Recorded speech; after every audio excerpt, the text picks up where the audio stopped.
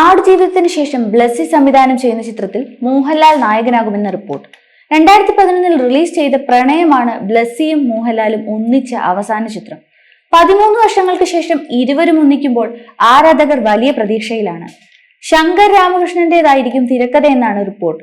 ഒരു ഇമോഷണൽ ഡ്രാമയായി ഒരുക്കുന്ന ചിത്രത്തിൽ മോഹൻലാൽ നെഗറ്റീവ് വേഷത്തിലെത്തുമെന്നും സൂചനകളുണ്ട്. തന്മാത്ര, ഭ്രമരം, പ്രണയം എന്നിവയാണ് ബ്ലസ്സിയും മോഹൻലാലും ഒന്നിച്ച സിനിമകൾ. 3 ചിത്രങ്ങളിലും ലാലിന്റെ അഭിനയം ഏറെ ശ്രദ്ധിക്കപ്പെട്ടിരുന്നു. തന്മാത്രയിലെ അഭിനയത്തിന് മികച്ച നടനുള്ള സംസ്ഥാന അവാർഡ് മോഹൻലാൽ കരസ്ഥമാക്കിയിരുന്നു. വേറിട്ട കഥാപശ്ചാത്തലമായിരുന്നു ബ്ലസ്സി സിനിമകളുടെ പ്രത്യേകത. 2004 പുറത്തിറങ്ങിയ മമ്മൂട്ടി നായകനായ കാഴ്ചയാണ് അദ്ദേഹത്തിന്റെ ആദ്യ സംവിധാന സംരംഭം. ഗുജറാത്ത് ഭൂകമ്പത്തിൽ നിന്ന് രക്ഷപ്പെട്ടു വന്ന പവൻ എന്ന കുട്ടിയെ ചുറ്റിപ്പറ്റിയാണ് കഥ മുന്നോട്ടു പോകുന്നത്. ഭാഷ അറിയാത്ത പവനെ മാധവൻ എന്ന കഥാപാത്രം വീട്ടിലേക്ക് കൊണ്ടുപോവുകയും പിന്നീട് അവിടെ നടക്കുന്ന രസകരമായ നിമിഷങ്ങളും ഇമോഷണൽ രംഗങ്ങളും ഈ സിനിമയിലൂടെ ഡയറക്ടർ പ്രേക്ഷകർക്ക് കാണിച്ചു തരുന്നു. 2005 പുറത്തിറങ്ങിയ മോഹൻലാൽ ചിത്രമായിരുന്നു തന്മാത്ര.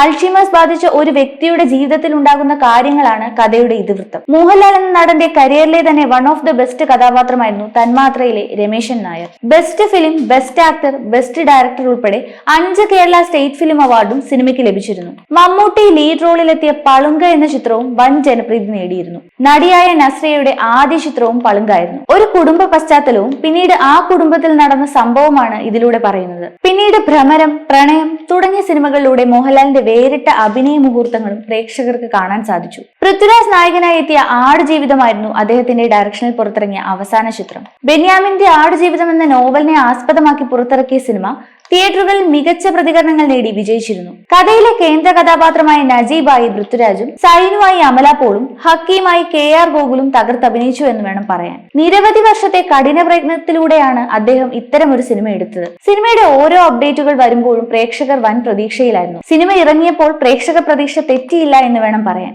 നിരവധി അവാർഡുകളും സിനിമയ്ക്ക് ലഭിച്ചിരുന്നു. ബ്ലസ്സി എന്ന ഡയറക്ടർ ഒരുപാട് സിനിമകളൊന്നും ചെയ്തിട്ടില്ല.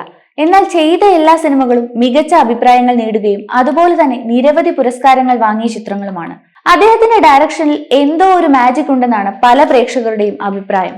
കാരണം എന്നും വെറൈറ്റി തീം, പ്രേക്ഷകർ എന്നും ഓർത്തിരിക്കുന്ന കഥാപാത്രങ്ങൾ, പ്രേക്ഷകരെയും കരയിപ്പിക്കാൻ തക്കതായ ഇമോഷണൽ രംഗങ്ങൾ, അങ്ങനെ ഒന്നല്ല നിരവധി പ്രത്യേകതകളാണ് ബ്ലസ്സി ചിത്രങ്ങൾക്കുള്ളത്.